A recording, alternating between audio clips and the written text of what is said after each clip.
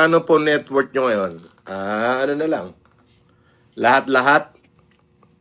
Pagka sinabi kasing net worth, consolidated lahat yan. Yung property ko, mga quarter billion pa ang halaga. Depende pag tumaas pa yung presyo. Yun yung mga lupain ko. Depende. Depende sa computation. Pero yung sinasabi ko, according sa zonal value yun.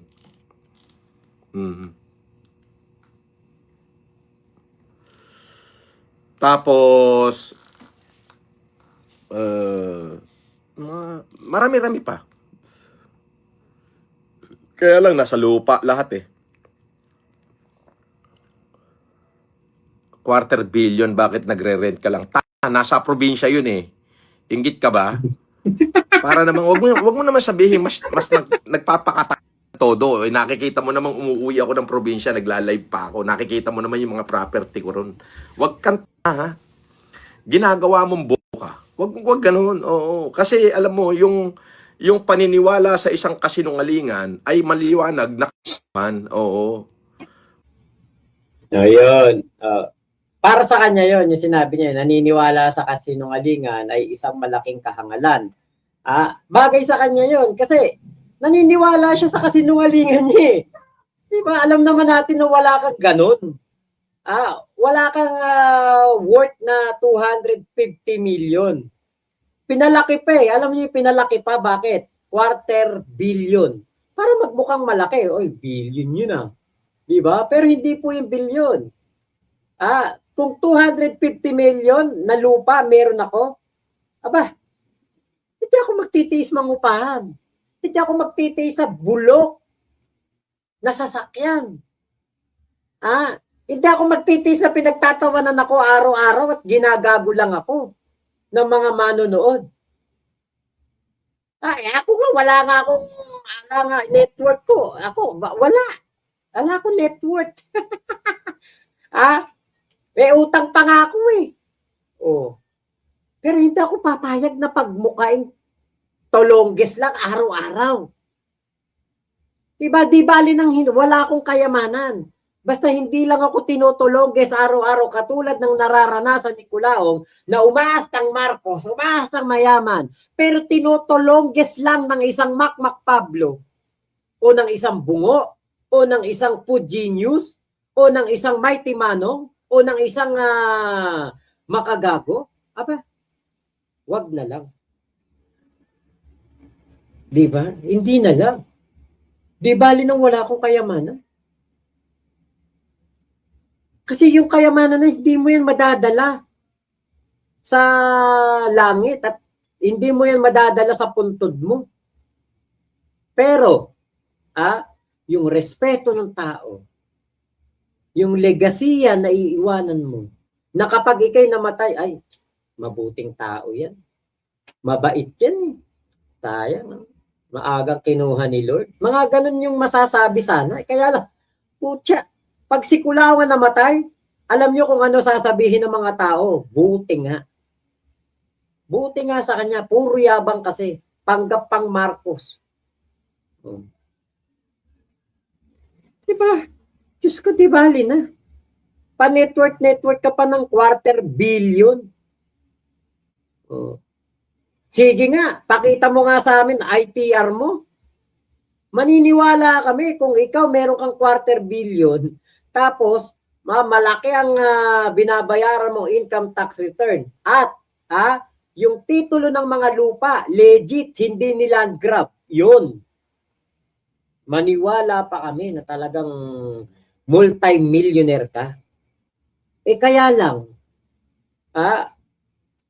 quarter billion ka mo pera mo, pero nagtitiis ka sa tig-100,000 sasakyan for the expedition na napakahirap ibenta dahil sakitin. Kaya nga sabi ni Kulao, ipaparapol niya na lang. Bakit? Walang bibili. Walang bibili. Diba? Sino bibili ng bulok na sasakyan yan? Diba? Kaya Kulaong, kung ikaw magyayabang lang sana, yung sasabihin mo, doon ka na lang sa totoo. Meron kang quarter billion. Pero buhay ng nanang Reme mo, ng nanay tatay mo,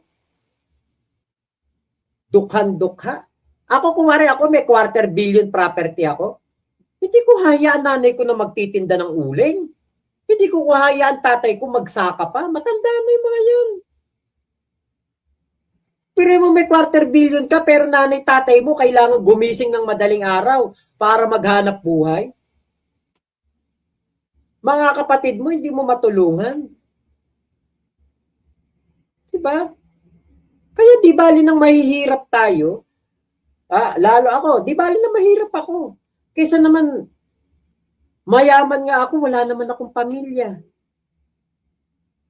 Kaya lang yun nga ang napakatindi. Nagpapanggap lang namang mayaman tong si Kulaong. Buti sana kung talaga mayaman talaga kung magsalita di ba?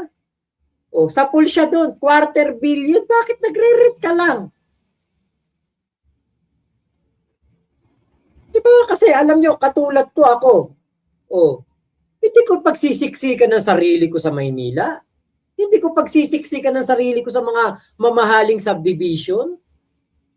Para lang masabing ako'y mayaman, titira ako sa subdivision na mamahalin. Ang upa, 140 buwan-buwan. Tapos magla-live ako 3 beses ang araw para lang merong ipang upa doon sa inuupahan kong mansyon. Para lang masabi kung mayaman, titira ako sa mansyon pero mangungupahan naman ako. Diba? Parang, Diyos ko naman. Parang ang sagwa naman nun. Pero ano yun, kumbaga, wag na nga nating sa mga nangungupahan siya o sa bulok yung sasakyan niya, yung buhay na lang ng kanyang mga magulang. Yun na lang. Biruin mo, kung i-shoutout mo yung mga mommies, yung mga nagbibigay sa iyo ng pera, abot, talagang grabe, talagang over na shoutout. Para lang maipakita mo sa kanilang mahal mo sila. Yung mga mommies na nagbibigay ng milyon-milyon. Pero yung sarili mong nanay na nagbe-birthday, hindi mo man lang mabati. Mabuti pa si Food Genius, binabati nanay ni Kulao ng birthday. Diba? Kaya yung quarter billion, naku, mahirap paniwalaan. Unang-una, Kulaong. Kung ako may quarter billion, hindi ako papayag na merong proyekto ang DPWH na hindi matapos-tapos. Hindi ako papayag na ang DPWH may mga lubak-lubak na hindi pa napaplatadahan o hindi pa napifinishing. Hindi ako papayag na DPWH hindi aaspaltuhin yung mga lubak-lubak, butas-butas, at mga substandard ang mga pagmumukha ng proyekto. Hindi ako papayag.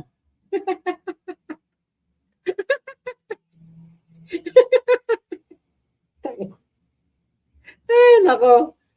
Kaya Kulaong, alam mo Kulaong, meron kang quarter billion pero tinutulongges ka lang ni Makmak Pablo. Putya, di bali nang ako'y mahirap. Basta wag lang ako tinutulongges araw-araw, Diyos ko day.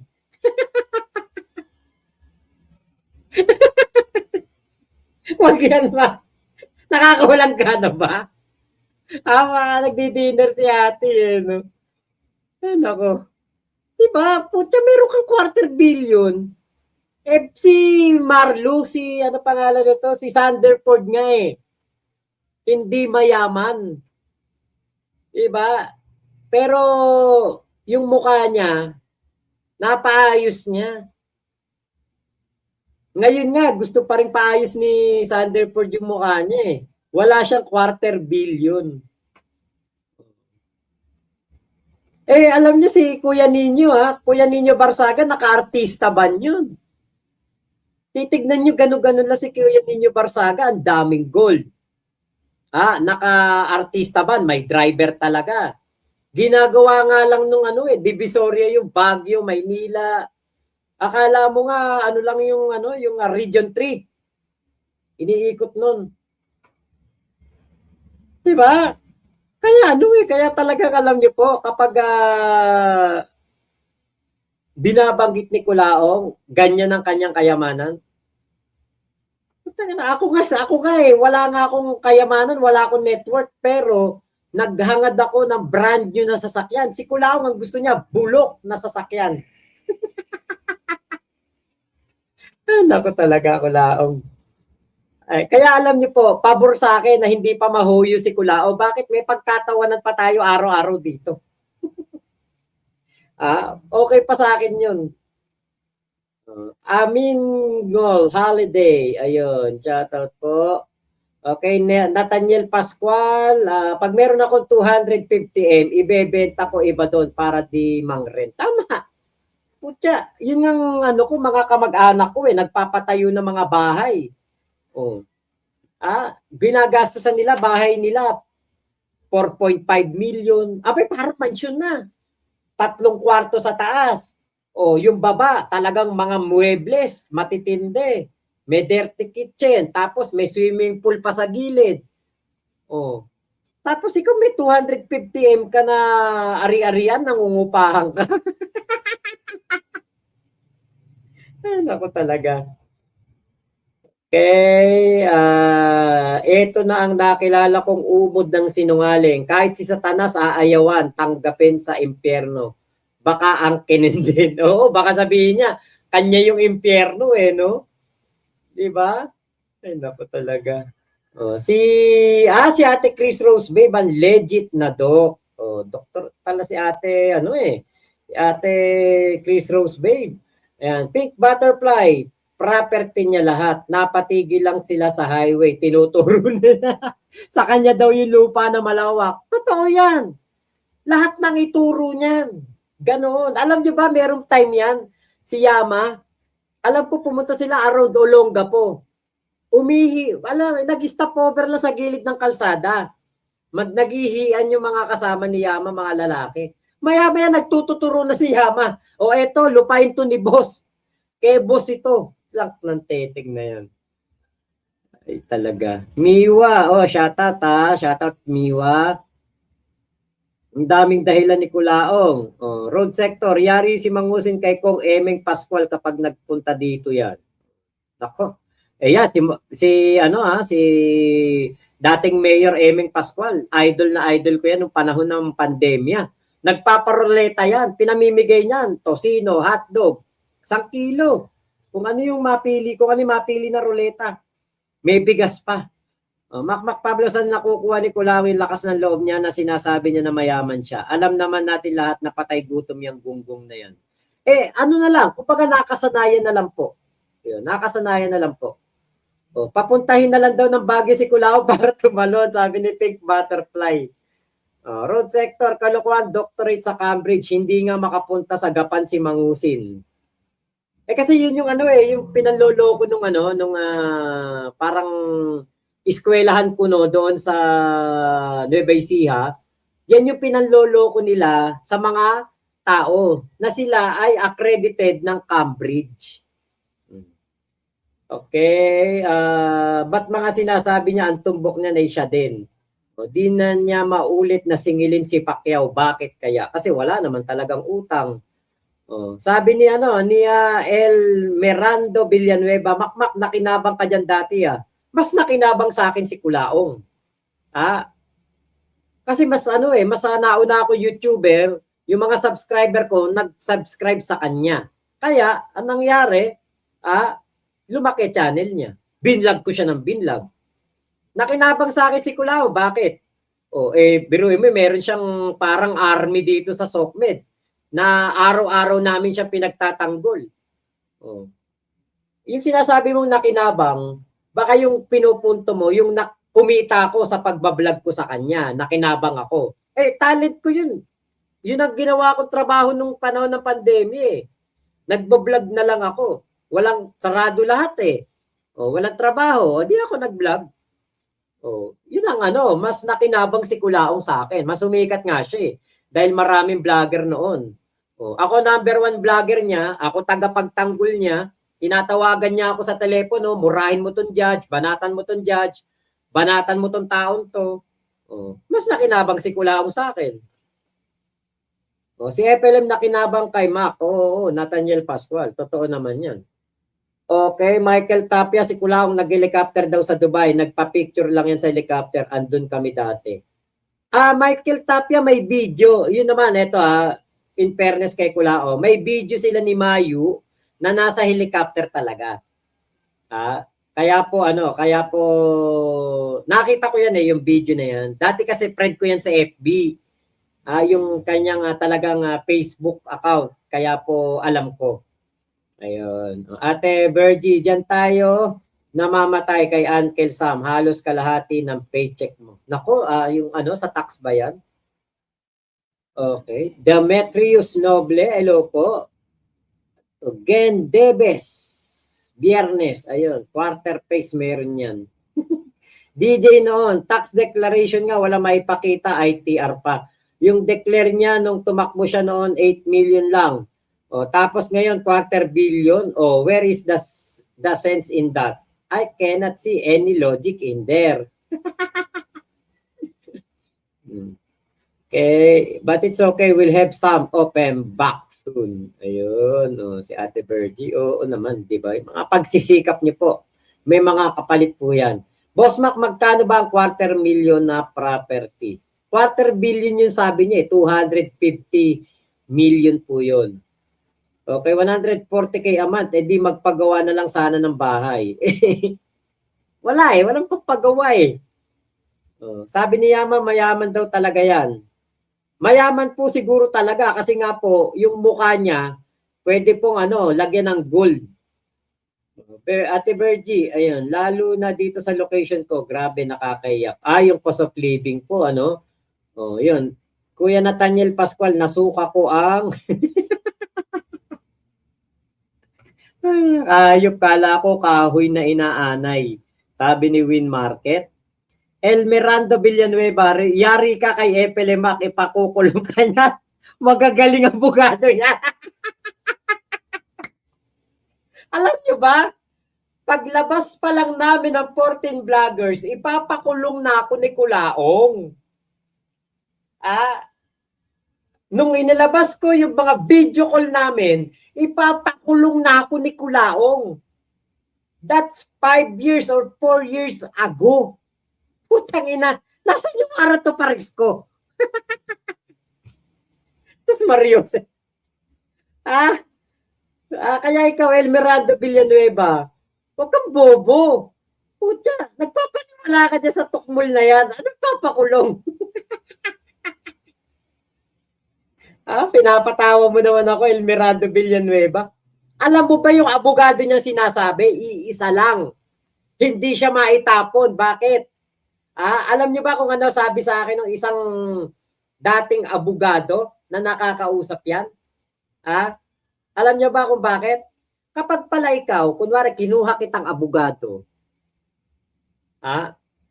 hindi ka makakaalis sa akin hanggat hindi kita binibitawan. Yun. Kaya po ang abogado ni Kulaong iisa. Bakit na-confirm talagang iisa? Kay Boss MG. Dinimanda ni Kulaong si Boss MG, si Makagago. Sino witness? Abogado ni Kulaong, nag-iisa. Hindi katulad kay Makagago, 4 ang kanyang abogado. Sus Mariosep. Uto-uto ka naman, El Miranda Villanueva, napaka-bobo mo, utak biya ka naman. Sabi ni Ate Virgie, mamaya pa naman ako mag-dinner, baka mawalan ako ng appetite niyan. Sige, hindi ko na po ipa-flash. Ayun. DJ noon, quarter billion, pero laptop panahon pa ng dial-up. Tapos asa na yung iPhone 17 Pro Max clone.